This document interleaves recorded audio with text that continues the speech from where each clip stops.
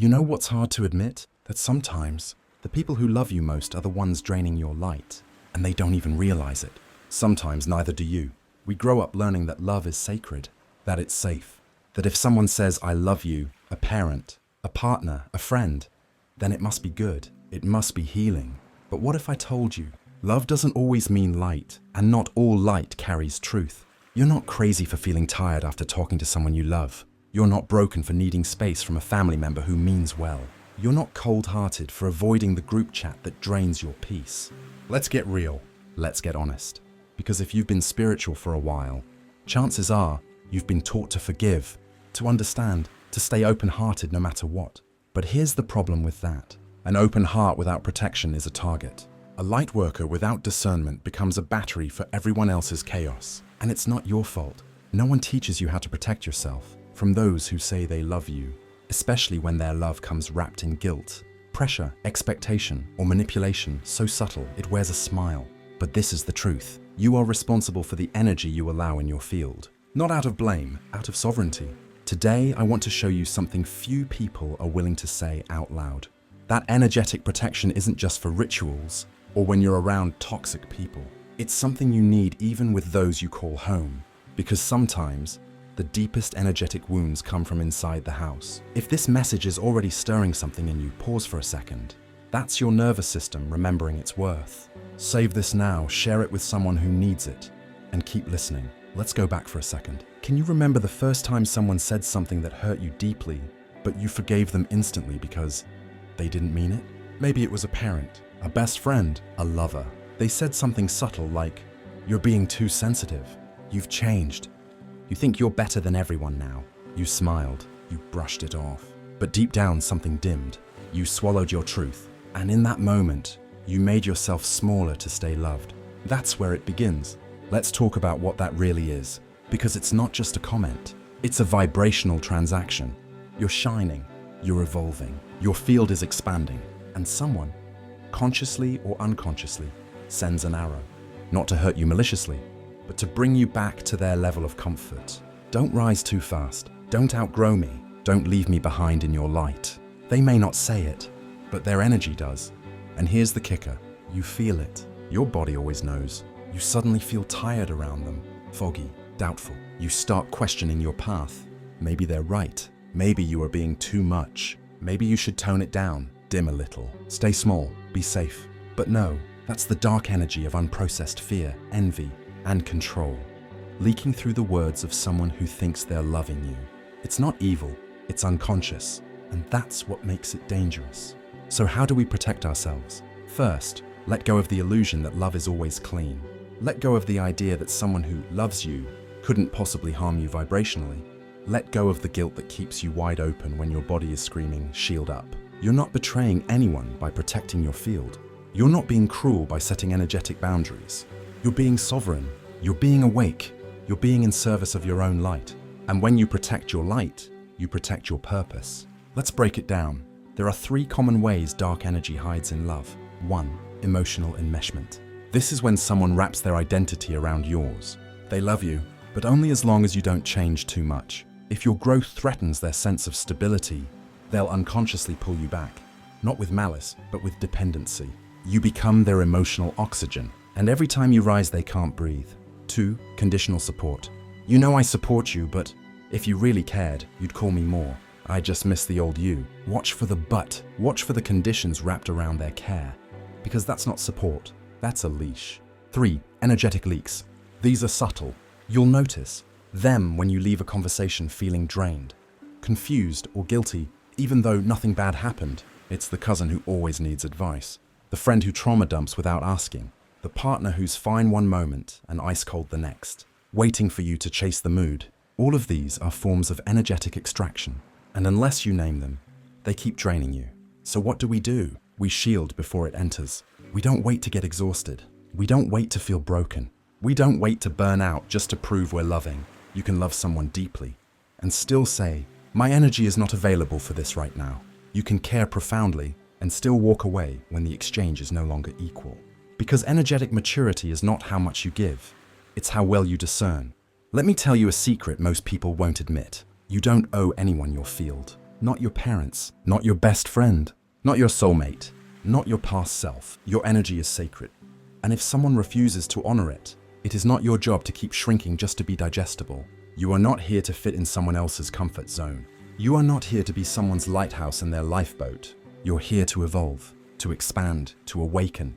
And sometimes that means leaving behind even those who once held you. Painful, yes, but real and necessary. Now listen, this isn't about becoming cold. This isn't about building walls or isolating yourself. This is about developing what I call energetic discernment. It means learning to read the room without words, to feel when something shifts, to trust your gut when it whispers not this, to stop explaining your boundaries and start embodying them. You don't have to justify why you no longer attend every call. You don't have to explain why your silence is sacred. You just protect, quietly, clearly, completely. And here's the wild part.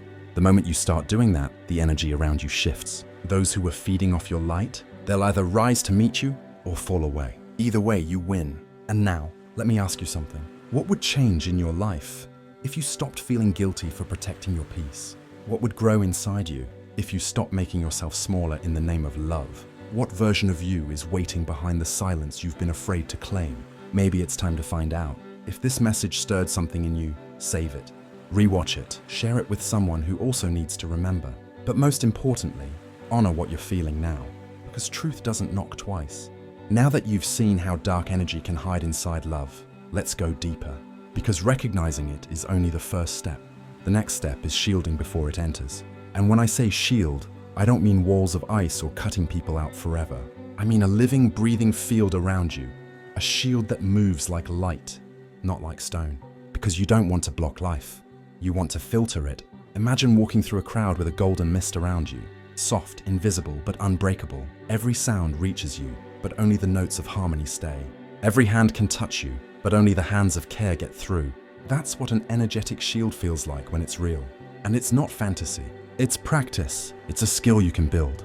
You start now. Take a slow breath. In through the nose. Hold. Out through the mouth. That's your first micro shield. Breath as a signal to your nervous system. I'm here. I choose what enters. Let's walk through the layers of this shield. Layer 1. Awareness. This is where everything begins. You can't protect what you don't notice. So, step 1 is training yourself to read the signals of your own body. Before a call with someone you love, notice, how does your chest feel? How's your breathing? Are your shoulders rising? Do you already feel a tug in your stomach? During the call, notice. Do you start to slouch? Do you feel the urge to justify yourself? Are you shrinking your tone? After the call, notice. Do you feel tired? Confused? Hungry even though you ate? These aren't random. These are your inner senses telling you. Energy has entered. Some of it isn't yours. Once you're aware of the pattern, you stop gaslighting yourself. You stop thinking, I'm overreacting. You start realizing, my field is accurate. Awareness is not paranoia. It's discernment. Layer 2, the boundary of breath. Most people think boundaries are spoken, but your first and strongest boundary is silent, your breath. When someone throws heavy energy at you, your breath wants to freeze. That's the moment you lose your shield. Instead, practice this. As soon as you feel your body closing, inhale deeply, slow, and wide. Imagine your ribcage expanding like wings. Exhale gently, imagining a golden mist spreading around you. Each breath resets your field. Each exhale tells your nervous system, we're safe, we're sovereign. It's subtle. They don't see it, but the energy stops at the edge. Layer 3, silent mantras. No one needs to hear them. They're for you. A simple phrase like, I return what's not mine. I choose what I hold. My light is sealed. Repeat it silently while you're in the interaction. It's not superstition. It's neuroplasticity. You're training your mind to signal your body, I'm not open to this, and your field listens. Layer 4, the invisible mirror. This one is powerful. When you sense dark energy entering, imagine a mirror around you. But here's the key. It's a soft mirror, not a wall. It doesn't bounce pain back to hurt them. It simply reflects their energy back to its source. You remain open, you remain loving, but you stop absorbing what isn't yours. This is how healers survive. This is how empaths thrive without burning out. Layer 5, energetic hygiene. After the interaction, cleanse. Not with complicated rituals, unless you love them. Simple things work. Shower with intention. Imagine the water carrying away everything that isn't yours. Stand barefoot on the ground. Let the earth absorb the static. Shake your arms, roll your shoulders, make a sound. Your nervous system needs a signal that the exchange is complete. Otherwise, you'll carry the residue into your dreams. Your work, your relationships. This isn't woo-woo. This is biology. Your vagus nerve, your cortisol levels, your heart rate variability, all respond when you close a loop. So close it every time. Layer 6, the art of saying no without words. Sometimes the shield is a choice. Not attending, not answering, not explaining. If you feel guilty for ignoring someone, remember this. Silence is not rejection, it's self-respect. You don't owe access to everyone at all times, even the ones you love, especially the ones you love. They'll adjust, and if they don't, they'll reveal themselves. When you start practicing these layers, something shifts inside you. Your energy stops being porous. People feel it even if they can't name it. Some will respect you more. Some will test you harder. But either way, you'll know, nothing enters without your permission. Now, a deeper truth, shielding yourself from dark energy isn't just about defense. It's about expansion, because every ounce of energy you stop leaking becomes fuel for your growth. Every moment you're not recovering from someone else's chaos becomes a moment you're creating your own life. You don't just protect your light, you multiply it. And that's the paradox. The stronger your shield, the more love you can actually hold. Because you're no longer afraid of being drained. You're no longer afraid of shining. You may be thinking, but won't people feel I'm cold? No, they'll feel your clarity. Real love doesn't need access to your veins. Real love celebrates your sovereignty. When you show up shielded, your relationships become cleaner, clearer, truer. Because only those willing to meet you in respect will stay. And that's how you protect your peace. Let's visualize it now.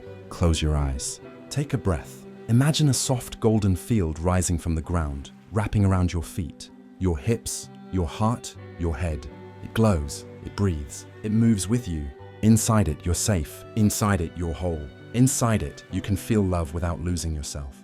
That's your shield. Use it every day, every interaction, until it becomes your second skin. Because here's the bottom line. No one can protect you better than you. No one can honor your light the way you do. And when you do, you teach everyone around you what love without extraction feels like. That's the revolution. That's the healing. That's the quiet power of a soul that knows its worth. And if you're feeling this right now, good. That's your inner self saying yes. That's your future self whispering finally. That's your shield rising before it enters. Stay with it. Keep practicing, because you are worth it. So let's say you've made the decision.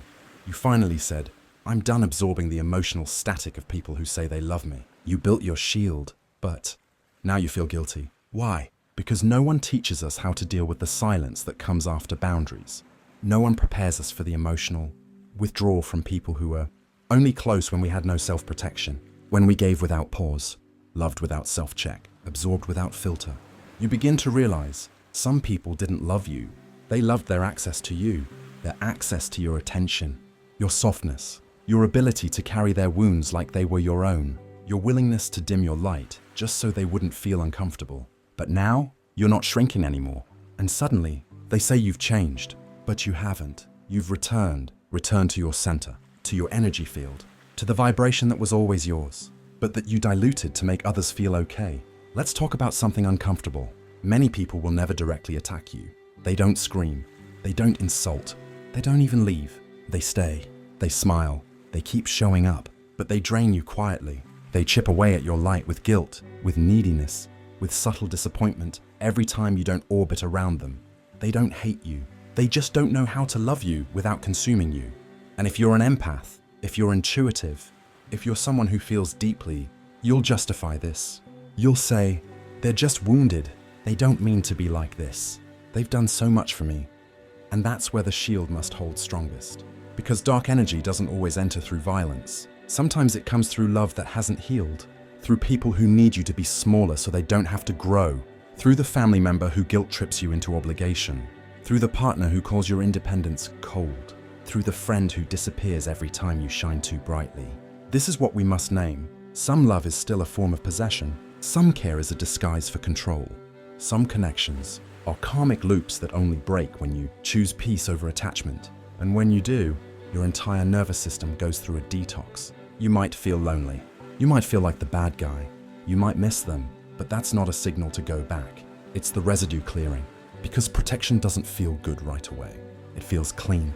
And clean is uncomfortable when you've been swimming in everyone else's chaos. So what do? You ground deeper into yourself than ever before. You start listening for your own voice beneath all the noise. You remember your body is not a container for everyone else's suffering. You reclaim the space. And from that space, you begin to attract different frequencies. You'll notice people who don't need to drain you to feel close.